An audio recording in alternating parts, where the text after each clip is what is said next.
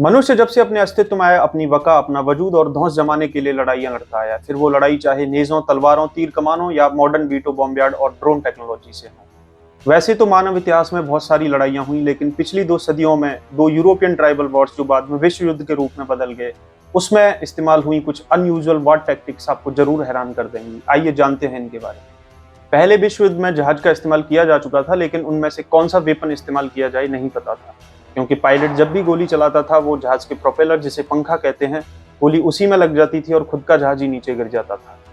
फिर उन्होंने नया तरीका अपनाया जिसमें अपने जहाज को दुश्मन के जहाज से ऊपर ले जाके वहां से उसके ऊपर ईंटें गिराई जाती थी, यानी जहाज का इस्तेमाल करके भी ईंटों से लड़ाई।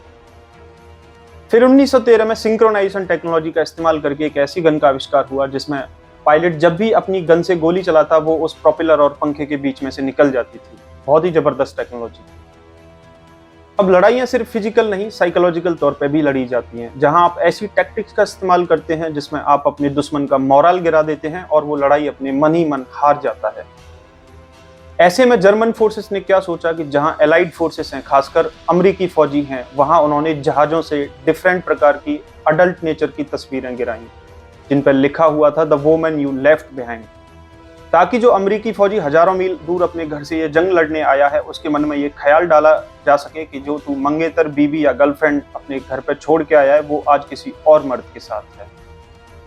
पर ये इंटेंट कुछ खास सक्सेसफुल नहीं रहा। साइकोलॉजिकल वॉरफेयर की दूसरी मिसाल हमें मिलती है 1950s में, जहां CIA ने कोल्ड वॉर के टाइम पे ये प्लान किया कि जो सोवियत यूनियन में जितने भी ईस्टर्न यूरोपियन कंट्रीज हैं वहां पे एंटी कम्युनिज्म लिटरेचर फेंका जाएगा और उसके साथ ही साथ एक्सल साइज के कॉन्डम्स भी फेंके जाएंगे जिन पे स्मॉल या मीडियम लिखा होगा, जिससे सोवियत फौजियों के मन में ये बात घर कर जाए कि जिनसे हमारा मुकाबला हो रहा है वो सिर्फ ना मेंटली बल्कि फिजिकली भी हमसे बहुत ज्यादा बड़े और स्ट्रांग हैं, जिससे वो ये जंग अपने मन ही मन और अपने जहन में हार जाएं।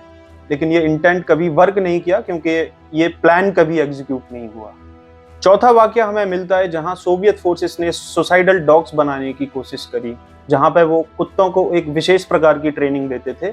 उन कुत्तों को पिंजरों में रखा जाता था और उनको भूखा रखा जाता था। जिस दिन भी उनका खाना देना होता था तो उनके पिंजरे के सामने एक टैंक होता था और उस टैंक के नीचे उनको हमेशा मीट मिलता था।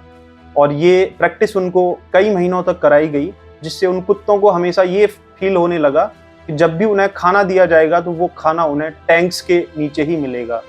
और जब वार फ्रंट पर जर्मन टैंक्स रसिया के अंदर आए तब उन कुत्तों को तैयार किया गया और उनके ऊपर ढेर सारा डायनामाइट बांधा और उस डायनामाइट को एक फौजी रिमोट के साथ कंट्रोल कर रहा था।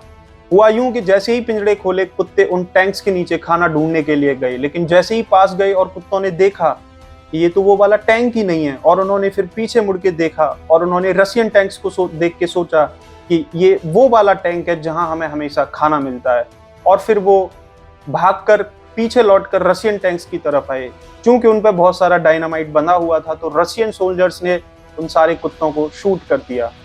तो ये थे कुछ वॉर से जुड़े हुए बहुत ही अनयूजुअल और इंटरेस्टिंग फैक्ट्स। अगर आपको कुछ और पता हो तो जरूर बताइए। नमस्कार।